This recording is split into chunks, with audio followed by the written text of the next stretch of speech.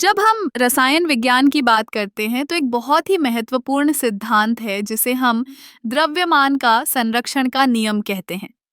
यह सिद्धांत कहता है कि किसी भी रासायनिक प्रतिक्रिया में कुल द्रव्यमान हमेशा स्थिर रहता है। यानी जो द्रव्यमान रासायनिक प्रतिक्रिया के शुरू में होता है वही अंत में भी होता है। इस सिद्धांत को सबसे पहले एंटवान लवोजिए ने 18वीं सदी में प्रस्तुत किया था। उन्होंने यह साबित किया कि जब कोई पदार्थ एक रासायनिक प्रतिक्रिया में शामिल होता है तो उसके अणु टूटते और नए अणु बनते हैं, लेकिन कुल द्रव्यमान में कोई परिवर्तन नहीं होता। चलो इसे एक उदाहरण से समझते हैं।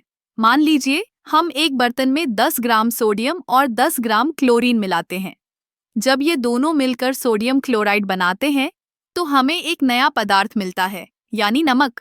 लेकिन अगर हम बर्तन को बंद कर दें और प्रतिक्रिया के बाद उसका द्रव्यमान मापें तो हमें वही 20 ग्राम मिलेगा। यह है द्रव्यमान का संरक्षण। अब आप सोच रहे होंगे कि यह सिद्धांत केवल रासायनिक प्रतिक्रियाओं पर ही लागू होता है, लेकिन यह भौतिक प्रक्रियाओं पर भी लागू होता है। जैसे जब बर्फ पिघलती है तो उसका द्रव्यमान भी वही रहता है। एक और मजेदार बात यह है कि द्रव्यमान का संरक्षण का नियम हमें ये समझने में मदद करता है कि रासायनिक प्रतिक्रियाएं कैसे होती हैं। जब हम रासायनिक समीकरण लिखते हैं तो हमें यह सुनिश्चित करना होता है कि दोनों पक्षों का द्रव्यमान बराबर हो। यह एक तरह से रसायन विज्ञान का गणित है। इस सिद्धांत का एक और महत्वपूर्ण पहलू है कि यह हमें यह समझने में मदद करता है कि ऊर्जा और द्रव्यमान के बीच संबंध क्या है।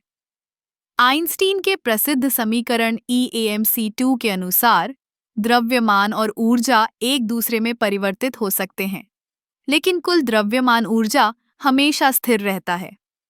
तो द्रव्यमान का संरक्षण का नियम न केवल रसायन विज्ञान में बल्कि हमारे चारों ओर की दुनिया में भी महत्वपूर्ण है।